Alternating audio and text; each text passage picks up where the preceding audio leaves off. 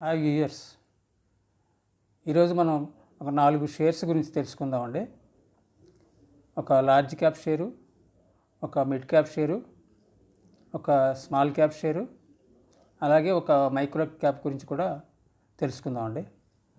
Already మనం ఇంతకుముందు చెప్పుకున్నాం, లార్జ్ క్యాప్ అంటే క్రికెట్లో టెస్ట్ ప్లేయర్ లాంటిదని, అలాగే మిడ్ క్యాప్ అంటే క్రికెట్లో వన్డే ప్లేయర్ లాంటిదని, స్మాల్ క్యాప్ అంటే క్రికెట్లో మనకు T20 ప్లేయర్ లాంటిదని ఆల్రెడీ చెప్పుకున్నామండి. అలాగే వాటితో పాటుగా ఒక మైక్రో క్యాప్ గురించి కూడా తెలుసుకుందాం. మైక్రో క్యాప్ అంటే క్రికెట్ పరంగా చెప్పుకోవాలంటే IPL ప్లేయర్ లాంటిదండి. అలాగే వీటితో పాటుగా type of shares based on market capitalisation. Large క్యాప్కి మార్కెట్ క్యాపిటలైజేషన్ ఎంత ఉంటే లార్జ్ క్యాప్ కింద తీసుకోవచ్చు, లేకపోతే మిడ్ క్యాప్ కింద తీసుకోవాలంటే ఎంత మార్కెట్ క్యాపిటలైజేషన్ ఉండాలి అనే దాని గురించి కూడా తెలుసుకుందామండి. ముందుగా type of shares based on market capitalisation అంటే, ఇప్పుడు మనం ఇంతకుముందు ఆల్రెడీ చెప్పుకున్నప్పుడు మార్కెట్ క్యాపిటలైజేషను 30,000 crores కంటే ఎక్కువ ఉంటే దాన్ని లార్జ్ క్యాప్ కింద తీసుకోవాలని చెప్పుకున్నామండి. కానీ ఈ మధ్య మార్కెట్లో ఎక్కువగా పెరుగుదల ఉండటం వల్ల మీకు అంటే కంపెనీల్లో గ్రోత్ కంటే కూడా మార్కెట్లో స్పెక్యులేషన్ వల్ల వాటి కరెంట్ మార్కెట్ ప్రైసులు ఎక్కువగా ట్రేడ్ అవుతున్నాయండి. చాలా షేర్లు, కొన్ని షేర్లు 100%, 150%, 200% కూడా ఎక్కువగా ట్రేడ్ అవుతున్నాయండి.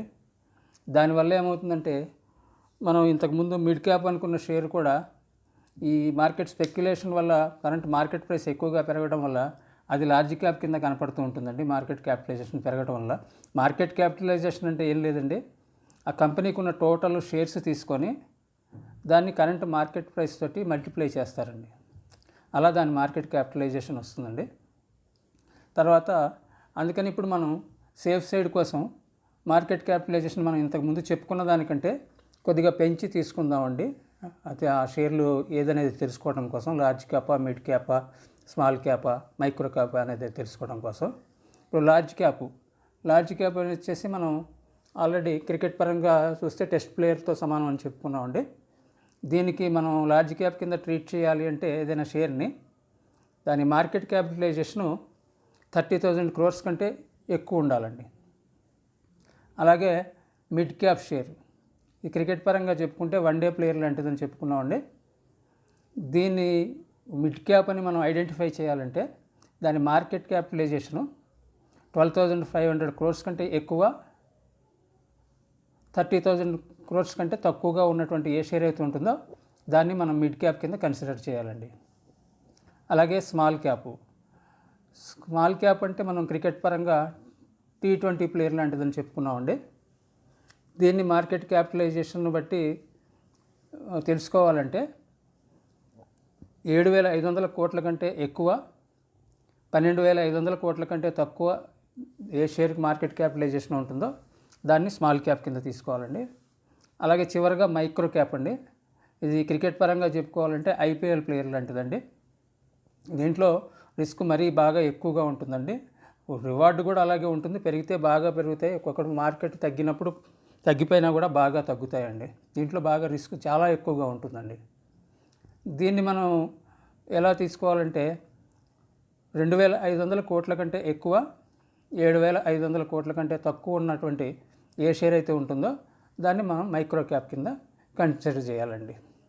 ఇప్పుడు దీన్ని బేస్ చేసుకొని మనం ఇంక ముందు నుంచి చెప్పుకోబోయే షేర్లన్నీ కూడా దీన్ని బేస్ చేసుకొని లార్జ్ క్యాపా, మిడ్ క్యాపా, స్మాల్ క్యాపా, అయితే మైక్రో క్యాప్ అనేది తెలుసుకుందామండి.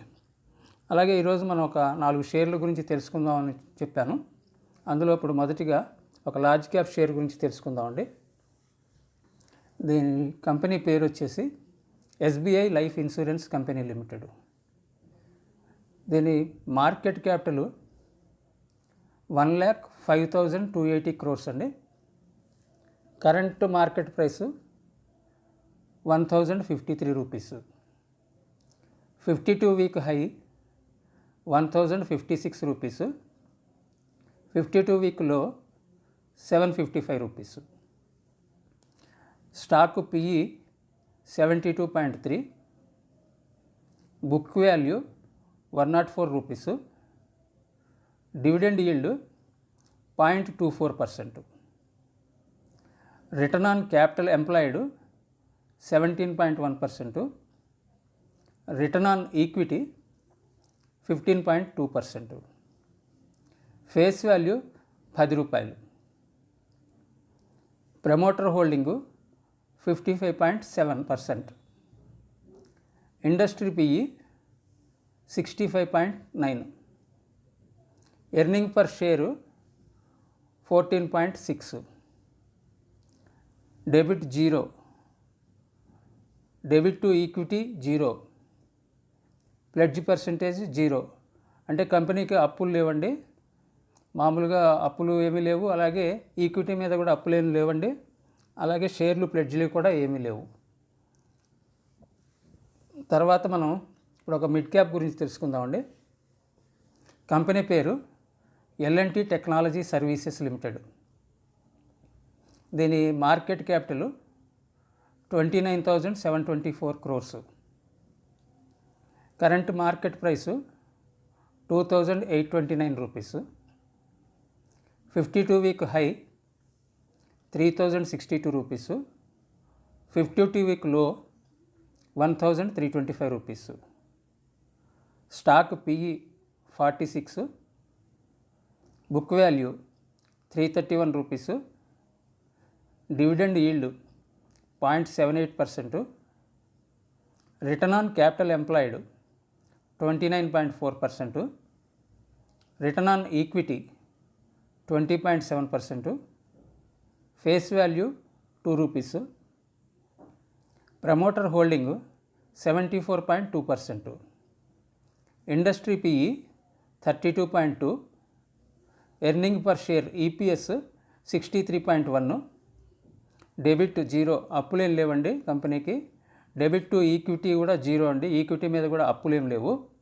ప్లెడ్జ్ పర్సంటేజ్ 0, షేర్స్ ప్లెడ్జ్లో కూడా ఏమి లేవండి.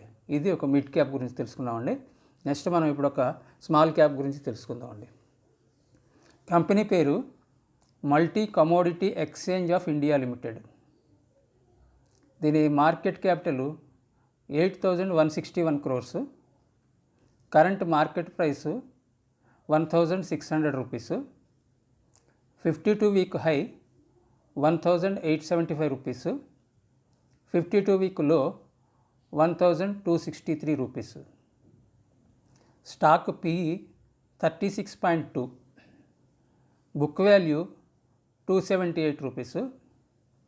Dividend yield 1.87%, return on capital employed 19.2%, return on equity 16.2%, face value 10 రూపాయలు, promoter holding 0, industry PE 26, earning per share EPS 44.2, debit 0, debit to equity 0, pledge percentage కూడా 0 అండి. ఇది ఒక స్మాల్ క్యాప్ గురించి తెలుసుకున్నాం.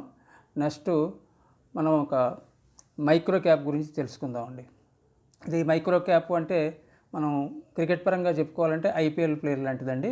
దీంట్లో బాగా రిస్క్ చాలా ఎక్కువ ఉంటుందండి, అలాగే వస్తే రివార్డు కూడా బాగానే ఉంటుందండి, ఎక్కువగానే ఉంటుంది. మార్కెట్ కరెక్షన్లు వచ్చినప్పుడు తగ్గితే బాగా తగ్గుతుంది, పెరిగినప్పుడు కూడా షేర్లు బాగా పెరుగుతూ ఉంటాయండి. ఇది బాగా రిస్క్ ఉన్నటువంటి కంపెనీలు అండి ఇవన్నీ కూడాను మైక్రో క్యాప్స్ అంటే. కంపెనీ పేరు వచ్చేసి కావేరీ సీడ్ కంపెనీ లిమిటెడ్. దీని market capital 4,311 crores. Current price 715 rupees. 52 week high 817 rupees. 52 week లో 463 rupees. Stock PE 13.9, book value 206 rupees.